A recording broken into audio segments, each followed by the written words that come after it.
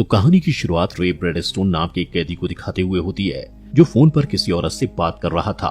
तभी एक दूसरा कैदी उसके पास जाकर उसे परेशान करने लगता है। पहले तो रे उसे इग्नोर करने की कोशिश करता है, पर जब वो कैदी उसे तंग करना बंद नहीं करता तो रे उसके चेहरे पर एक जोरदार पंच मारकर उसे वहाँ से भगा देता है। इसके कुछ दिनों बाद रे जेल से रिहा हो जाता है। अब पूरे 7 साल की सजा काटने के बाद जब वो जेल से निकलता है तो जाने से पहले जेल के वार्डन को रे सारी बुक्स वापस कर देता है जिन्हें वो जेल में पढ़ता था। जैसे ही रे जेल से बाहर निकलकर थोड़ी दूर जाता है, तभी फिलिप नाम का एक आदमी अपनी एक्सपेंसिव कार लेकर उसके पास आता है और रे को एक बैंक लूटने के लिए अपने साथ चलने को कहता है। यहाँ हमें पता चलता है कि रे पास में उस आदमी का साथी रह चुका था। फिलिप रे को बार बार बैंक में चोरी करने के लिए मनाने की कोशिश करता है। ये सब सुनकर रे चलते चलते रुक जाता है और फिलिप को उसकी कार चलाने के लिए पूछता है, जिससे फिलिप को लगता है कि शायद वो उसकी बात मान गया। फिलिप रे को ड्राइविंग सीट देने के लिए कार से उतर जाता है, लेकिन तभी रे फिलिप को वहीं छोड़कर कार को चलाते हुए दूर निकल जाता है और अपने घर पहुंचकर वो अपनी वाइफ और बेटी की फोटो देखने लगता है। रे बहुत खुश था कि अगले दिन वो अपनी फैमिली से मिलने जाएगा, क्योंकि काफी लंबे समय तक जेल में रहते हुए उसने फैसला किया था कि अब वो एक अच्छा इंसान बनेगा और अपनी सारी बुरी आदतों को छोड़ देगा। अगले दिन रे अपनी वाइफ लिन और बेटी सैली से मिलने के लिए उनके घर जाता है। काफी सालों बाद रे को देखकर उसकी वाइफ खुश नहीं थी। उल्टा वो रे को कहती है कि अब वो उसके साथ नहीं रहना चाहती, क्योंकि लिन को लगता है कि रे एक बहुत ही गैर जिम्मेदार और भरोसे के लायक इंसान नहीं है, क्योंकि उसने अब तक एक पति और बाप होने की जिम्मेदारी को सही से नहीं निभाया था।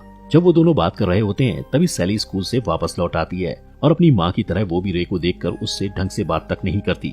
इसके बाद लेन और सैली घर के अंदर जाते हुए रे के मुंह पर ही दरवाजा बंद कर देते हैं। नेक्स्ट डे रे सैली के स्कूल जाकर उससे माफी मांगता है कि अब मैं पहले जैसा बुरा इंसान नहीं रहा, मैं अब अच्छा इंसान बनकर दिखाऊंगा। पर सैली अब भी उससे नाराज थी। तभी सैली चुपचाप वहाँ से चली जाती है, लेकिन अचानक रे को वहाँ पर कुछ पटाखे फूटने की आवाज सुनाई पड़ती है और जब वो उस आवाज की तरफ जाता है तो देखता है कि कुछ लड़के आपस में लड़ रहे थे। वो उन लड़कों को लड़ने से रोक देता है और उन्हें प्रिंसिपल के पास भेज देता है। वहाँ रे की मुलाकात सैली की क्लास टीचर मिस मिलर से होती है और वो दोनों एक दूसरे को अपना इंट्रोडक्शन देते हैं। रे के सच्चे बर्ताव और बात करने के तरीके से इम्प्रेस होकर मिस मिलर अगले हफ्ते होने वाले म्यूजियम टूर के लिए रे को बच्चों की सुरक्षा के लिए उनके साथ चलने के लिए कहती है, जिसके लिए रे तुरंत मान जाता है, क्योंकि उसे लगता है कि सैली के साथ दोस्ती करने का ये अच्छा मौका है।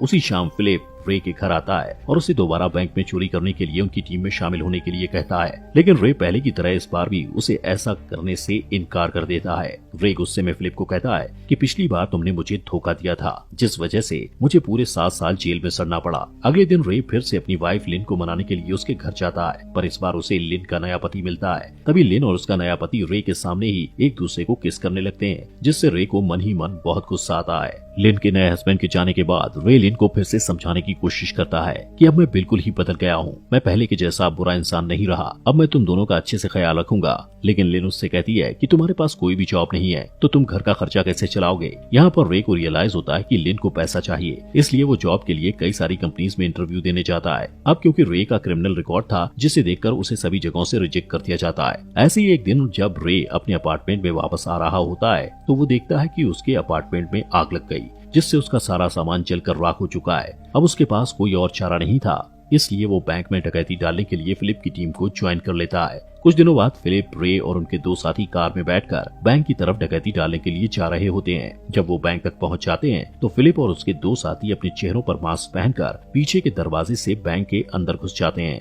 वहीं रे को कार में बैठे रहने को कहा गया था, इसलिए वो वहीं बैठकर उनके लौटने का इंतजार करता है। तभी अचानक उसकी नजर उसकी बेटी सैली और उसकी क्लास के दूसरे बच्चों पर पड़ती है, जो म्यूजियम टूर के लिए एक बस में चढ़ रहे थे। उसी टाइम रे अपनी बेटी सैली की तरफ देखता हुआ पास में सैली के साथ बिताए हुए खूबसूरत पलों को याद करता है, जिससे उसे एहसास होता है कि अब जो वो करने जा रहा है वो बहुत ही गलत काम है और उसे ये नहीं करना चाहिए। इसलिए वो कार से बाहर निकलकर कार की चाबी को झाड़ियों में फेंक देता है और स्टूडेंट्स की बस में सवार होकर मिस मिलर को कहता है कि मैं बच्चों की सेफ्टी करने के लिए तैयार हूँ। वहीं सैली अपने डैड रे को देखकर बहुत गुस्सा होती है और उससे बस से उतर जाने के लिए कहती है, लेकिन रे को लगता है कि अगर वो वहाँ से चला गया तो अपनी बेटी को हमेशा के लिए खो देगा, इसलिए वो सैली की बात को इग्नोर करके वहीं बैठा रहता है। दूसरी तरफ फिलिप और उसके साथी बैंक लूटकर वापस कार में आते हैं तो देखते हैं कि रे वहाँ नहीं है और कार की चाबी भी गायब है। अब पुलिस से पकड़े जाने के डर से वो लोग वहाँ से भागने लगते हैं, जिनमें से डेल नाम का एक चोर भागते हुए एक बस से टकरा जाता है और उसका पैसों से भरा हुआ बैग नीचे गिर जाता है। तभी वो पकड़े जाने के डर से उस बैग को वहीं छोड़कर भागने लगता है, लेकिन कुछ पुलिस वाले उसे पकड़कर अपने साथ ले जाते हैं। इसी दौरान फिलिप अपने दूसरे साथी गोल्डी के साथ एक कार चुराकर वहाँ से भाग रहे होते हैं कि तभी उनकी नजर रे पर पड़ती है, जो स्कूल बस में बैठा हुआ था। अब उसके धोखा देने की वजह से वो लोग बहुत गुस्से में थे और उस बस का पीछा करने लगते हैं। पर एक्सीडेंटली उनकी टक्कर एक ट्रक से हो जाती है, जिससे स्कूल बस वहाँ से आगे निकल जाती है।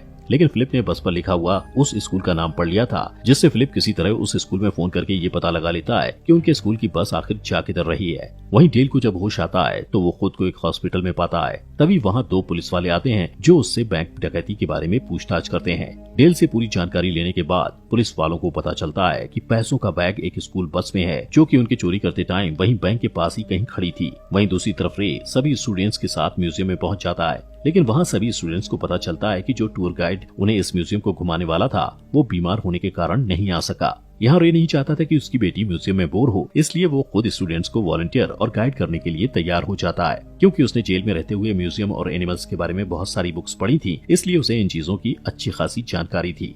स्टूडेंट से बातें करते हुए अचानक उसे म्यूजियम में फिलिप और गोल्डी दिखाई देते हैं, जिससे वो सभी स्टूडेंट्स को वापस स्कूल बस में चले जाने को कहता है। इसके साथ ही रे फायर अलार्म भी एक्टिवेट कर देता है ताकि म्यूजियम में आए सभी विजिटर्स वहां से निकल जाएं। इसके बाद जब वहां कोई नहीं होता तब वो वॉशरूम में जाकर फिलिप और गोल्डी से फाइट करने लगता है और उन्हें काफी मारता है। जब फिलिप उससे पूछता है कि तुमने हमारे साथ धोखा क्यों किया, तो उन्हें वो कहता है कि मैंने अपना इरादा बदल दिया था कि अब मैं कभी कोई गलत काम नहीं करूंगा। इसके बाद रे सभी स्टूडेंट्स को उनकी स्टडी टूर के लिए दूसरी लोकेशन पर लेकर जाता है, जहां सभी स्टूडेंट्स को बस से उतारने के बाद वो बस के ट्रंक को चेक करता है, जहां उसे रुपयों का बैग मिल जाता है। तो वो तुरंत फिलिप को फोन लगाता है ताकि वो उसे ये बैग लौटाकर मामले को वहीं खत्म कर दे। पर जैसे ही बैग फिलिप को देने के लिए सड़क के दूसरी तरफ बढ़ता है तो उसी समय वहाँ पुलिस आ जाती है, जिससे फिलिप और गोल्डी को वहाँ से तुरंत भागना पड़ता है। अब फिलिप और गोल्डी को लगता है कि रे ने पुलिस को उन्हें पकड़वाने के लिए ही फोन किया था, इसलिए वो दोनों एक मैक्सिकन माफिया गैंग से रे को पकड़ने के लिए उसकी हेल्प मांगने जाते हैं। वहीं रे बस से स्टूडेंट्स को लेकर एक होटल में चला जाता है।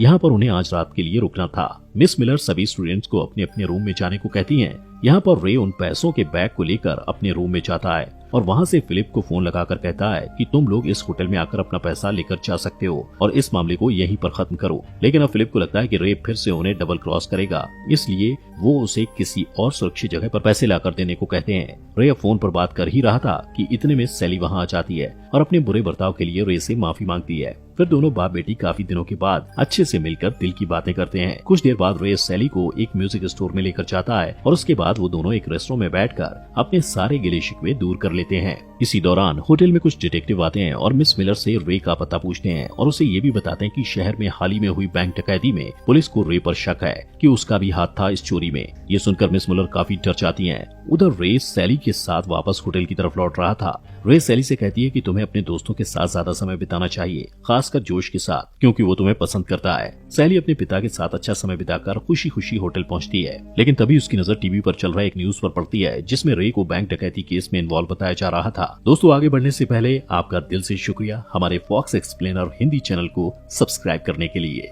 अब ये देखकर सैली का दिल टूट जाता है। उसे अपने डैड रे पर बहुत गुस्सा आ रहा था, जिससे वो तुरंत रे के पास जाकर कहती है कि मैंने आप पर एक बार फिर से ट्रस्ट करके बहुत बड़ी गलती की। रे अपनी बेटी को खोना नहीं चाहता था, इसलिए वो उसे सब कुछ सच सच बता देता है, जिससे सैली का गुस्सा थोड़ा सा शांत होता है। तभी रे नोटिस करता है कि डिटेक्टिव उसे इधर उधर तलाश रहे हैं, इसलिए वो सैली को कहता है कि तुम जल्दी से मेरे होटल रूम में जाओ और वो पैसों का बैग लाकर मुझे दो।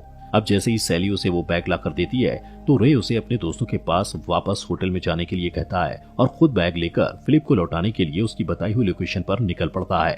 वहीं सैली जैसे ही होटल में एंटर होती है तो फिलिप और गोल्डी उसे किडनैप कर लेते हैं। दूसरी साइड रे फिलिप के बताए हुए ठिकाने पर पहुंच जाता है। वहाँ उसे फिलिप की जगह मैक्सिकन गैंग के 3 मेंबर्स दिखाई देते हैं। इस बात से चिढ़कर वो उन तीनों को बिना डिटर्जेंट के धो डालता है। तभी रे को फिलिप की कॉल आती है और वो बताता है कि हमने तुम्हारी बेटी को किडनैप कर लिया है। ये सुनकर रे को और भी ज्यादा गुस्सा आता है और वो उन्हें धमकाता है कि अगर उन लोगों ने उसकी बेटी को जरा सी भी तकलीफ दी तो वो उन्हें कुत्ते की मौत मारेगा। लेकिन फिलिप पर उसकी बात का कोई असर नहीं पड़ता और वो उसे एक सीक्रेट लोकेशन पर बुलाता है और कहता है कि हमें हमारा पैसा दे देना और हम तुम्हें तुम्हारी बेटी सौंप देंगे। रे तुरंत एक टैक्सी में बैठकर उस लोकेशन पर जाता है जहाँ फिलिप ने उसे बुलाया था। वहाँ पहुंचकर रे टैक्सी ड्राइवर को कुछ रुपए देकर उसे समझाता है कि जैसे ही सैली टैक्सी में बैठेगी वो उसे लेकर वहाँ से दूर चला जाए। अब प्लान के मुताबिक सैली वहाँ से बचकर निकलने में कामयाब हो जाती है, पर जैसे ही वो होटल पहुँचती है उसे रियलाइज होता है कि उसके पिता की जान खतरे में है। वो अपने पिता की जान बचाने के लिए अपने मेल फ्रेंड की हेल्प लेने का फैसला करती है, जिसका नाम जोश, साइमन और बेनी था।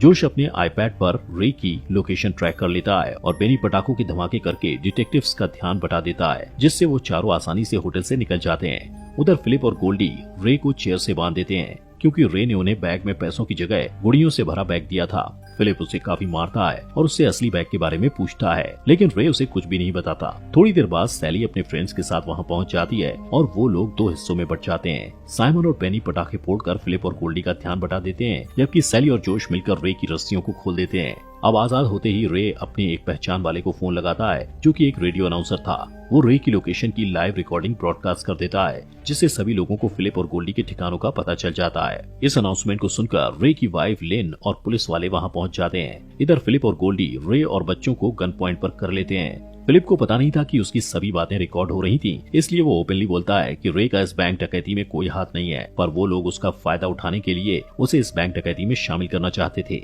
इतना कहकर फिलिप उन सबको शूट करने ही वाला होता है कि तभी वहाँ पुलिस पहुँच जाती है और उन दोनों क्रिमिनल्स को पकड़ लेती है। अब फाइनली रे निर्दोष साबित हो जाता है, क्योंकि बैंक डकैती के समय वो स्टूडेंट्स के साथ स्कूल बस में था।